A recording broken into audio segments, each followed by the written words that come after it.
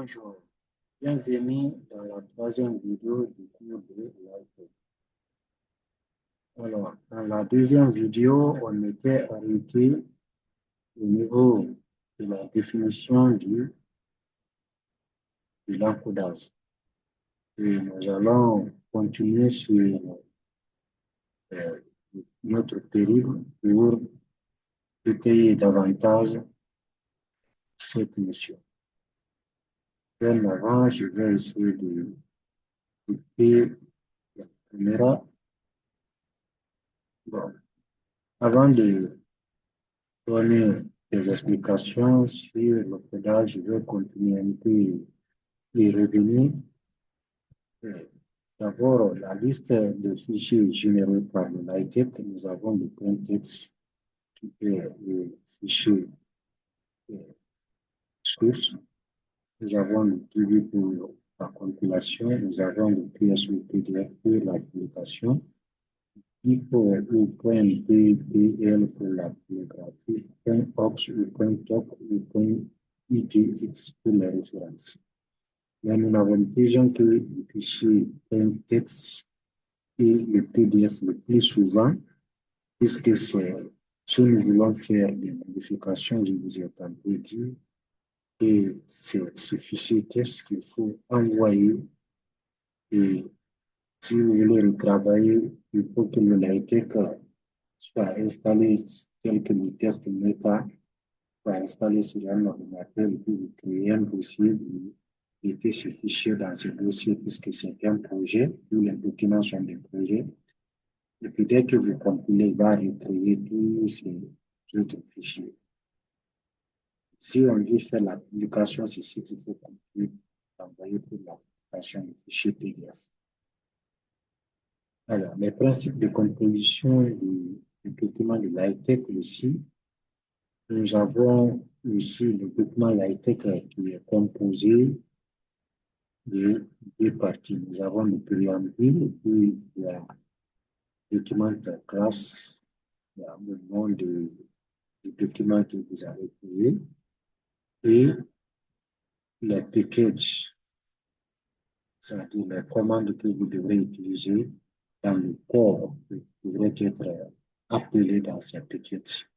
Donc, le préambule équipe ici le document de classe jusqu'au begin et begin et end ici encadre ici begin document et end document encadre le test que vous allez écrire avec les commandes qui vont être utilisées. Donc, un exemple de ça, nous allons expliquer l'encodage pour expliquer cet exemple. Nous avons ici le document de classe, nous avons tout ce qui est entre crochets ici sont optionnels. C'est entre accolade qui est obligatoire. Donc, ça, c'est partie A4 qui n'est pas obligatoire. Article, c'est obligatoire. Le report, etc., etc., qui sont obligatoires. Et ici, UTF-8, ici, n'est pas obligatoire, mais input en C est obligatoire. Si vous devrez le mettre, vous devrez mettre input en C. Faute en C aussi, c'est obligatoire, ça, c'est optionnel. Maintenant, ça, c'est l'encodage, mais nous allons revenir ici. J'ai dit que l'encodage permet de faire le lien entre le code binaire et le caractère d'alphabet utilisé dans un document lors de la lecture par l'ordinateur. Alors, ça veut dire quoi? Ça veut dire que, autrement dit, nous pouvons dire que l'encodage ici sert ici à fixer le nombre de bits ici pour le codage des caractères. Ça permet de fixer le nombre de bits. Donc, quand par exemple, je ne sais pas si vous avez entendu ici le codage ASCII. Le code ASCII ici est le codage de caractères qui définit la représentation des caractères par des appareils électroniques tels que les. Vous n'êtes pas sans savoir que l'ordinateur a une partie centrale qu'on appelle le processeur qui est le cerveau de l'ordinateur. C'est lui qui fait tous les calculs nécessaires de l'ordinateur et il fait ses calculs à l'aide d'un nombre binaire. On entend un nombre binaire ici, c'est un nombre qui renferme les chiffres 0 et de 1. Et le niveau de tension le plus bas, c'est 0, le niveau de tension le plus haut, c'est 1. C'est toutes les informations ici sont envoyées dans le circuit à travers comme sous forme de signal. Et ce signal-là est composé de 0, 1, 0, 1. Le code ASCII ici, si nous prenons le clavier d'ordinateur, nous avons les touches alphabétiques A à Z. Nous avons les touches, les chiffres 0 à 9, les touches de direction, les touches majuscules, les contrôles, Alt, Alt, JR, les touches de fonction, F1, FD, etc., etc. Donc, toutes ces touches-là correspondent ici à un nombre décimal tel que A correspond à 65, C correspond à 67, S correspond à 83. Donc, toutes ces touches-là correspondent à un nombre décimal. Et ces nombres décimales-là ces chiffres-là c'est-à-dire, ces nombres décimales sont convertis en binaire, c'est-à-dire en des signaux qui correspondent de 0 et un niveau de tension plus bas, 0, niveau de tension plus haut, 1. Donc, c'est ce signal-là qui est envoyé dans le circuit dont le processeur traite. Et s'il veut admettons que vous voulez afficher, par exemple, A, c'est le signal là qui va. Après, le A se sert maintenant, ce signal converti en nombre décimal, il fait la correspondance maintenant en lettres pour afficher la lettre A. Donc, c'est pourquoi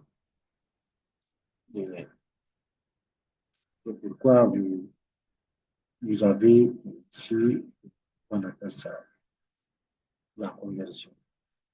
Donc, le code ASCII est codé sur 7 bits, c'est-à-dire ça gère 128 caractères.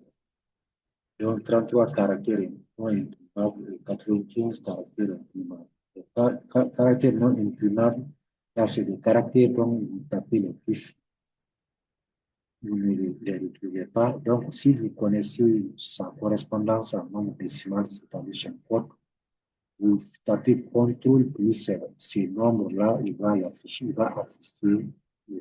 ces caractères non imprimables. Donc, en quelque sorte, c'est ça le code ASCII. Maintenant, si vous voulez, maintenant, l'encodage qui est là, si vous voulez coder, par exemple, vous avez ITF8, ça c'est l'Unicode. L'Unicode, là, c'est un encodage qui regroupe aussi le code ASCII. Le code ASCII est un sous-ensemble de ces codes. Comme c'est un sous-ensemble de ces codes, alors, comme c'est un sous-ensemble de ce code, alors aujourd'hui c'est le codage qui est populaire. Maintenant, quand vous voulez, je vais vous donner un exemple terre à terre. Quand vous voulez coder D, par exemple, D c'est 1,0. Si c'est 3, par exemple, vous voulez convertir en code binaire, c'est 1,1. Le 1, c'est 0,1. Alors, si c'est ça, c'est sur 2 chiffres. Si c'est sur 3 chiffres maintenant, déjà le 1, par exemple, c'est 0,0. 2, c'est 0,010. 3, c'est 0, 2, c'est 0, 1, 0. 3, c'est 0, 1.